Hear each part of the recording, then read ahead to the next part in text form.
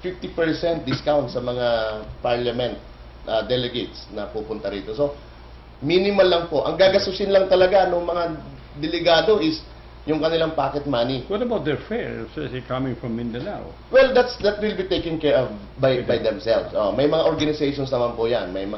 And there are local government units naman na tinutulungan yung kanilang mga constituents like yung congressman, yung governor, and mayor. Pag constituent nila at nalaman nila, nakita nila yung aming notice na inaccept namin sila, binibigyan naman sila ng tulong. So, maganda ito sapagkat, and of course, sir, siyempre, galing yan sa iba-ibang lugar, magandang networking ng mga kabataan natin sa buong bansa. So, maganda yan, free tour, ha? That's free tour. In fact, the city government, mag-host din sila ng Mayor's Night kay courtesy of Mayor Jan Bonga. And on May 4, yung ating butihing gobernador naman, si Governor El Rey naman, is hosting the Governor's Night doon naman sa Kapitolyo. So, makikita talaga nila yung kulturo ng Bicol habang nandito sila. So, we will also organize a city tour para naman ma-appreciate ng mga kabataan ang magandang tanawin ng ating lugar.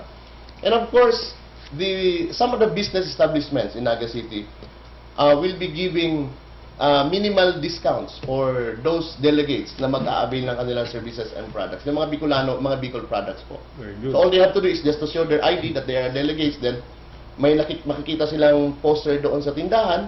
Pag nakita na yung poster sa tindahan, yung National Youth Parliament, their IDs will be honored there and they will be given a discounted fee Maganda for pala, no? products and services. Ano yan, yearly ba yan?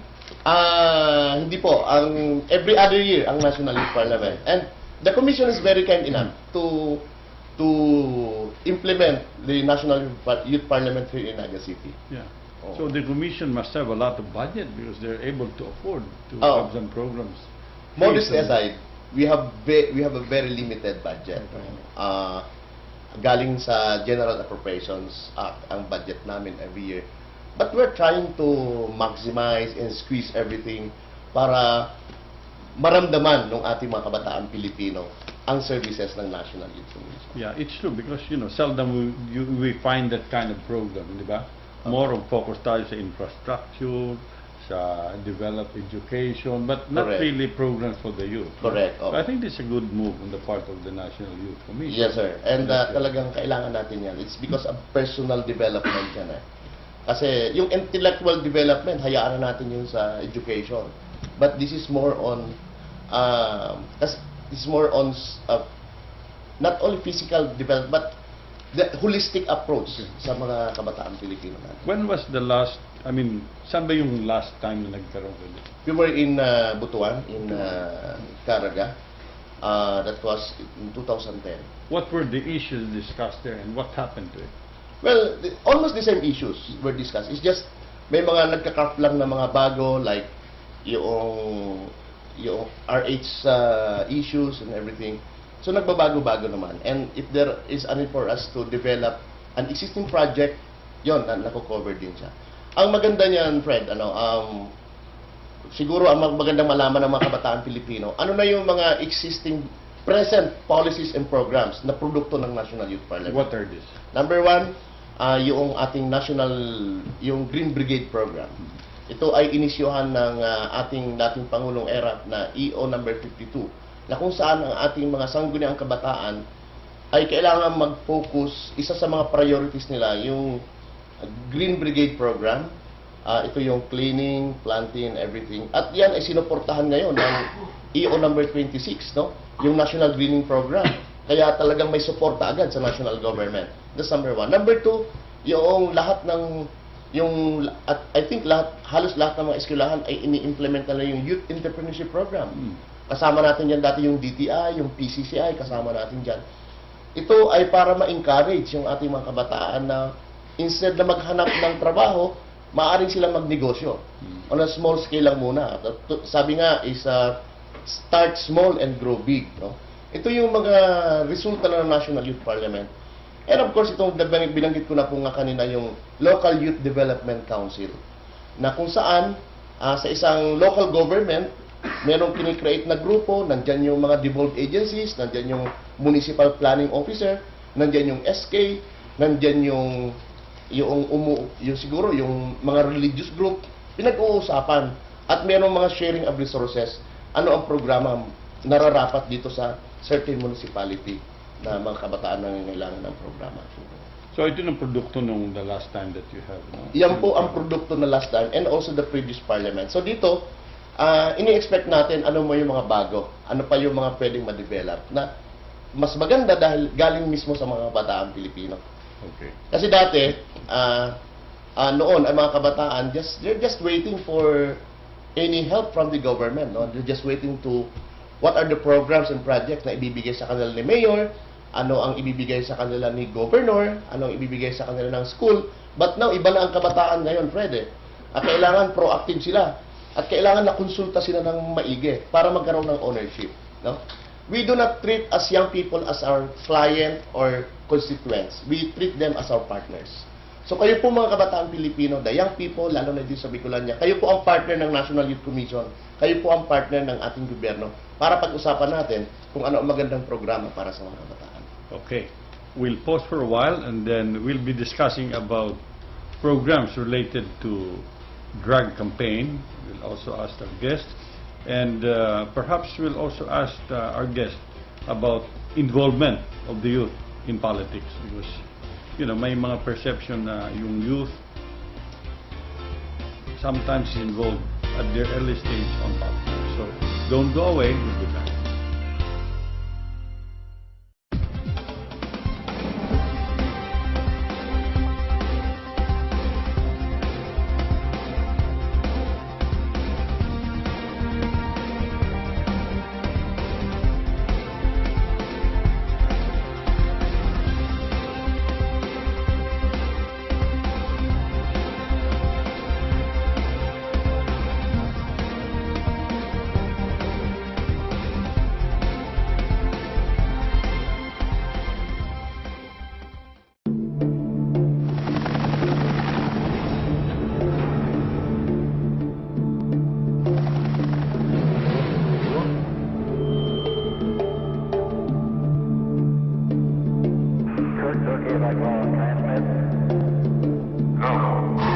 Hyundai believes there is a difference between making cars and making cars that make a difference.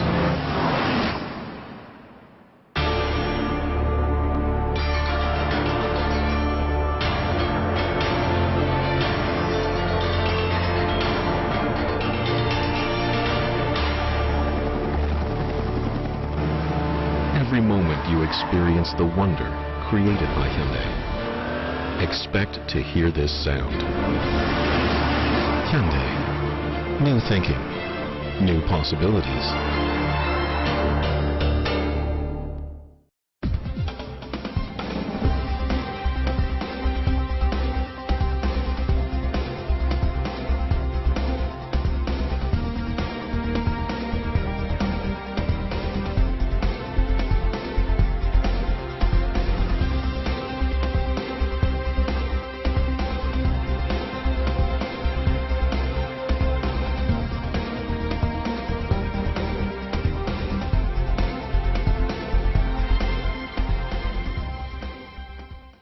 Welcome back to our program here on Inside Bicol, and our guest for tonight is Polly, who is the Executive Director of the National Youth Commission. Polly, tell us something about programs that you have as far as drug abuse prevention. Do you have programs for that for the youth?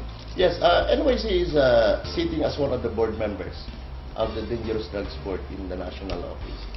And I also represented in the I am representing the National Youth Commission in the board. No? So we have programs like partnership with SK for students and schools. So we go to different schools in Metro Manila and conducting seminars and leadership training programs for them to one of the advocacies called the Dangerous Drugs Board is drug demand reduction. So, with that concept, ang role ng National Youth Commission is awareness sa mga youth sector na the drug is not good for them. No? Kaya, we create programs, we create projects, we partner projects with DepEd, with CHED, para mag-ikot kami doon sa mga eskwelahan. And we're trying to conduct the anti-drug program also here in Camarines Sur. Para naman at least magkaigwaning partnership with the local government unit, ang NYC, at saka DDB. So, every year we also assist in the National Conference for Anti-Drug Prevention. Nag-iikot po yan in Palawan, in Baguio, and kaibanan po kami sa mga advocates kang Dangerous Drugs Board para mag-ikot sa iba-ibang sector di sa tuyang lugar. Okay. Paul, if I'm not mistaken, yung National Youth Commission is actually a forerunner of the KB, Yes. Kabataan Barangay, di ba? And there was a point in time na KB was considered na highly politicized, no? Has that image changed na yung youth are really, ano ba ngayon ang mga programa nyo tungkol dyan? Yeah, but Talk about siguro let me answer that this way. Fortunately, I was part of the last batch of the Kabataang Barangay in San Agustin, Pili, Camarines. So, and after that, after us, ito na ang sanggol ng kabataan. So, there are some differences. Like, kami ka ito, wala kaming projects no na funding coming from the national government. Like ngayon, meron ng SK, they have a very clear 20% development fund from the local fund. Ang iba galing sa IRA. So, ito yung isa sa mga challenges ngayon ng National Youth Commission because SK, the national president ng SK is sitting as one of the officials of the NYC as ex officio commissioner. So we are providing the secretariat support to the national office ng SK. So yung tanong mo na may difference ba? Meron kasi iba yung iba yung pananaw ng kabataan noon sa pananaw ng kabataan ngayon. Like sabi nga natin, the SKs and the young people now are very proactive. Talagang they find ways. Ano ba ang mga programa ng gobyerno, ano ang programa ng lokal na gobyerno para sa mga kabataan, para sa mga sangguniang kabataan. So, ito yung una sa nakikita ko na pagkakaiba. Pangalawa, kami noon 18 to 21 years old eh. Pero ang SK ngayon is 15 to below 18 years old and they are minors. Yeah. But there are SKs na even they are minors, they are performing well sa kanilang trabaho. Although, sabi nga, napopoliticize because yung iba talaga nagiging training ground, whether positive or negative, no? But nonetheless, itong mga kabataan ngayon, they really want to take part of the national development para sa kabataan. So, and sa amin noon, talagang wala kami masyadong national conferences noon eh. Kasi wala namang kaming pondo. So, may mga activities kami, contained lang kami sa barangay. Which is, ito naman ang maganda. Kasi noon, pag KB ka, nasa barangay ka, doon ka nakatira, doon ka nag-aaral. Pero ngayon, may mga SKs na rin na nandito sa barangay na to, pero nasa Manila siya nag-aaral o nag-aaral. So, yun naman ang medyo konting pagkakaiba ngayon. And itong plano ng ating gobyerno para sa mga kabataan, this is preparing them to be good leaders in the future, no?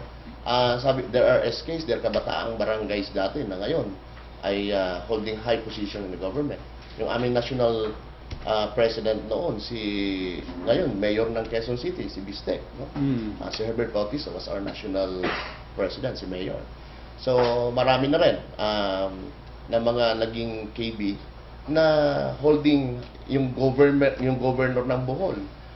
Si Ed Chatoy, sa former Kabataang Barangay Chairman. So, marami na ring mga... And one thing na gusto naming mangyari is itong energy ng mga kabataan, Fred, paano natin ma-convert ito into positive ways? Siguro yan ang kailangan pag-usapan din. Pag tingnan maigi ng National Youth Commission, makipag-partner sa local government unit, makipag-partner sa mga national government agencies. Talagang makita ano talaga ang paano natin sila i-guide na hindi sila mawala doon sa Riles. That's why ang National Youth Commission sa tulong ng DILG, meron kaming dinidevelop na module para sa kabataan, sa sangguniang kabataan. Itong tinatawag namin na Escolar, Integrated Sangguniang Kabataan Orientation and Leadership Training. Na ito ay isang module, ayos na yung module at ito ay ini-implementa rin ng mga local government units para bigyan ng training yung mga sangguniang kabataan. Okay. Yung youth representative sa Kongreso, is he a member of the Youth Commission o kayo ba ang tumutulong dyan for somebody to be elected in the Congress? Partnership po. Partnership. Not necessarily na member siya ng National Youth Commission. Okay. Although we work closely with Congressman Mong Palatino, Okay. yung ating kabataan sectoral representative. So anong grupo siya? What group is he? Meron po silang yung kabataan party list nila, that's their group. Yung I just don't know kung ano ang basic ang previous organization ni Congressman Mong, but we have a close partnership with and Congressman Mong Palatino is very supportive of the SK Reform Bill. Okay. So you don't have any particular person that you would normally be pushing during election to be elected ang National Youth Commission? Wala po. Wala. Political po government agent po ang National Youth So Commission. you leave it to the youth Yes. organization to choose who among them would be sitting. You are correct, Fred. Kasi ang ano lang naman namin, ang trabaho lang ng National Youth Commission is to train and to teach young people how to vote wisely, how to choose their leaders. So, meron kaming voters registration program, meron kaming voters orientation, meron kaming ganon. But on a specific candidate, hindi po namin, we leave it to the young people to choose. I'm sure there are a lot of politicians liligawan kayo because you have a big block of voters, no? As far as the youth is concerned. Malaking grupo yan. Meron naman po mga lumalapit. Lumalapit. But we explain to them na in a very nice way na makakatulong lang kami sa inyo through educating the voters, Okay. the young people on how to vote and how to choose the right candidate for them. Okay. So let's talk of another subject, another program, which, you know, when I was working in the Office of the President, this program was started way back before. No, this is, I'm referring to the SHIP for Southeast Asian program. No, alam mo, I noticed before, you know, when I was working there, mga ka-opisina ko, they have a chance to travel, go to Japan, the neighboring countries, and then understand it's still on. No? Siguro for the benefit of our viewers, because some of them may have some plans of joining this program. Tell us more about this SHIP, Southeast Asian SHIP program. Well, mabuti na tanong mo yan, Fred. Kasi ako, I was not a part of the delegation. Although I applied in 1995, no? But that time when I was still working in Congress, during the cruise, yan yung, because I work in the Committee on Appropriations, yan yung panahon na busy sa budget hearing, yung aming chairman, si the late Congressman Rolly Aldaya, Sr., ang aking naging boss sa Committee on Appropriations. So, SEAP is an annual cultural exchange program, and it's implemented by the Japanese government. So, in the Philippines, it's implemented by the National Youth Commission. So, the objective of the program of SEAP is to increase the friendship and camaraderie of young people from ASEAN member countries in Japan. So, once we say ASEAN, ito yung mga 10 na members plus Japan being the sponsor. So, it's an annual cultural exchange program wherein the selected delegates, like for example in the Philippines, we select 28 young people, 14 male and 14 female, and 1 national leader. We sent them to Japan together with other ASEAN member countries, and once they are in Japan, they will go on board the ship. It's a luxury liner. It's a big ship. It's just like a hotel, you know. And they go around ASEAN countries and Japan for free. So it's a 60-day sailing period. At ang gusto kong ibalita po dito sa ating mga kababayan sa Naga at saka dito sa Kamsur, marami na po na mga delegates ng SEAP ang naipadala natin dito na galing dito sa ating bayan. So, pag umiikot sila while on board, meron silang mga cultural exchange program, may mga discussion like education and everything, best practices implemented by different countries. And then once nagkakaroon sila ng stopover sa isang country, like for example in Japan, pupunta sila doon sa mga institutions ng Japan and titira sila sa mga host families to appreciate and experience the Japanese traditional, yung mga tradisyon ng Hapon. And pagdating din sa Pilipinas, ganun din po ang ginagawa ng National Youth Commission. We identify institutions, mayroong opening program, may welcome program, and we allow them to stay for 3 days and 2 nights sa Filipino families. Itong tinatawag natin na homestay. Oh, that's good.